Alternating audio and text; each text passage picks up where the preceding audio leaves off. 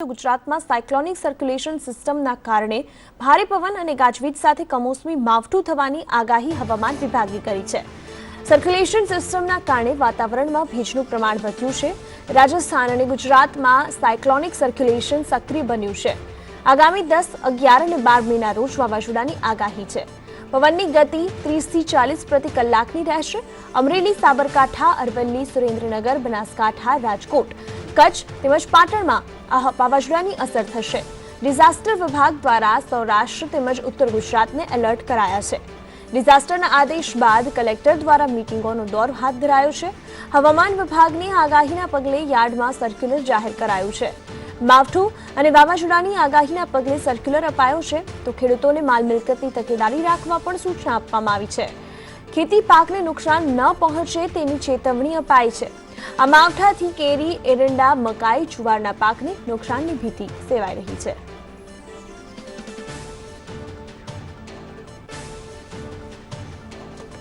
આજ મુદ્દે વધુ જાણકારી સાથે સંવાદદાતા કિરાંગી નાયક અમારી સાથે જોડાઈ ગયા છે। કિરાંગી, જે રીતે આગાહી હવામાન વિભાગે કરી છે, વાવાઝોડાની કયા કયા વિસ્તારમાં કેવી અસર હાલ જોવા મળી રહી છે અને ખેડૂતોને કઈ રીતની તકેદારી રાખવાની સૂચના અપાઈ છે? जी दिव्या, जे रीते बात करवामां आवे के राज्यभरमां एक तरफ जे रीते मे चाली रह्यो छे तो मेना कारणे सौथी वधारे गरमी आ महीनामां पड़ती होय छे, परंतु आ गरमीथी राहत लोकोने मळी शके छे। अने बीजी तरफ बात करवामां आवे तो जे रीते सर्क्युलर सिस्टम जे सक्रिय थई छे तेने कारणे वावाझोडुं तेमज जे सामान्य वरसाद छे जे अनेक जग्याए आवी शके छे। साबरकांठा, बनासकांठा, अरवल्ली, अमरेली जेवा अनेक जे कही शकाय के शहेरोमां वरसाद, सामान्य वरसाद आई शके छे अने तेना लीधे कारणे खेडूतोना जे पाक होय छे तेने नुकसान जई शके छे। અને તેના લીધે જે રીતે કહી શકાય કે અનેક જે ભીતિ હોય છે ખેડૂતોમાં જોવા મળી રહી છે ને ખેડૂતોને પાક બચાવવા માટે અનેક જે રીતે કહી શકાય કે પેપરો જે છે તેમજ જે કલેક્ટર કહી શકાય કે તેમને પણ ખેડૂતોને પોતાનો પાક બચાવવા માટે જે જાણકારી આપેલી છે। બીજી તરફ વાત કરવામાં આવે તો જે સર્ક્યુલર સિસ્ટમ જે છે તે સક્રિય થઈ છે તેને કારણે જે પવનની ગતિ જે 30 થી 40 પ્રતિ કલાક રહેશે અને તેને કારણે અનેક શહેરોમાં વાવાઝોડું આવી શકે છે અને સામાન્ય વરસાદ અનેક જગ્યાએ પડી શકે છે। એટલે આ જે કમોસમી હોય છે તેને કારણે અનેક જે પાક આ ઉનાળામાં થતા હોય છે, કેરી છે તેમજ જે અનેક પાક આ ઉનાળામાં થતા હોય તેને પણ નુકસાન થશે। એટલે ખેડૂતોને પણ તેનું ધ્યાન રાખવા માટે કહેવામાં આવ્યું છે। અને હવામાન વિભાગની વાત કરવામાં આવે તો હજુ પણ આગામી 5 દિવસ આ જે વાવાઝોડું જે છે તેની રાજ્યભરમાં અસર રહેશે।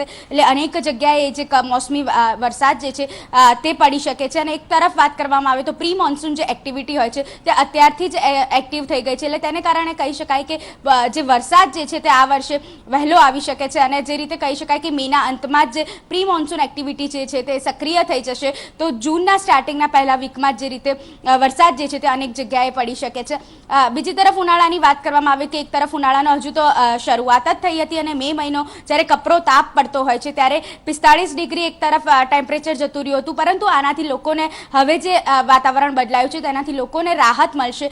વાવાઝોડું જે રીતે આવવાનું છે અનેક જગ્યાએ ત્યારે જે તંત્ર દ્વારા પણ જે રીતે કહી શકાય કે કામગીરી કરી દેવામાં આવી છે। સાબરકાંઠા, બનાસકાંઠા અનેક જગ્યાએ જે રીતે કહી શકાય કે વાવાઝોડું સક્રિય થયું છે ને સૌથી વધારે ત્યાં આગળ અસર થશે। એટલે તેને કારણે તંત્રને પણ જે રીતે ખડે પગે રહેવું પડશે અને અનેક ખેડૂતો હોય છે તેમના પાકને પણ નુકસાન જશે, કારણ કે આ કમોસમી વરસાદ જે છે તે આ સિઝનમાં પડશે, આ મહિનામાં પડવા જઈ રહ્યો છે। ત્યારે તે લોકોને, ખેડૂતને પણ યાર્ડમાં તેમજ અનેક જગ્યાએ જે રીતે કહી શકાય કે જ્યાં તેમના પાક થતા હોય છે ત્યાં અનેક જગ્યાએ જે સર્ક્યુલર સિસ્ટમ હોય છે જે સક્રિય થઈ છે તેને કારણે પેપર પણ આપી દેવામાં આવે છે કે તેઓએ તેમના પાકને સાચવવાના રહેશે જ્યારે કમોસમી વરસાદ પડે છે। ત્યારે હવામાન વિભાગે હજુ પણ 5 દિવસ દરમિયાન જે રીતે કહી શકાય કે જે આગાહી જે છે તે કમોસમી વરસાદની તેમજ જે વાવાઝોડાની આપી છે।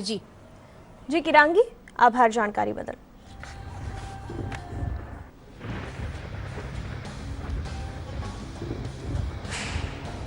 वार्निंग जो है हमने दे रहा है कि thunderstorm, lightning and gusty wind means 30 to 40 kilometre per hour.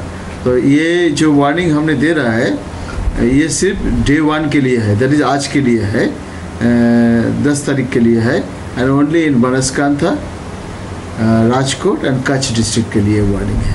अगले 5 दिनों में हीट वेव का वार्निंग हमने नहीं दिया है। हम एक्सपेक्ट करेंगे कि because of the strong south westerly wind कोई हीट वेव वार्निंग नहीं है। वावाझोडानी नहीं, परंतु आ 2-3 દિવસમાં જ ગુજરાતમાં છૂટા છવાયા વરસાદ અને પવનની ગતિ રહેશે, એટલે ઝાપટા પડશે એવું લાગે છે.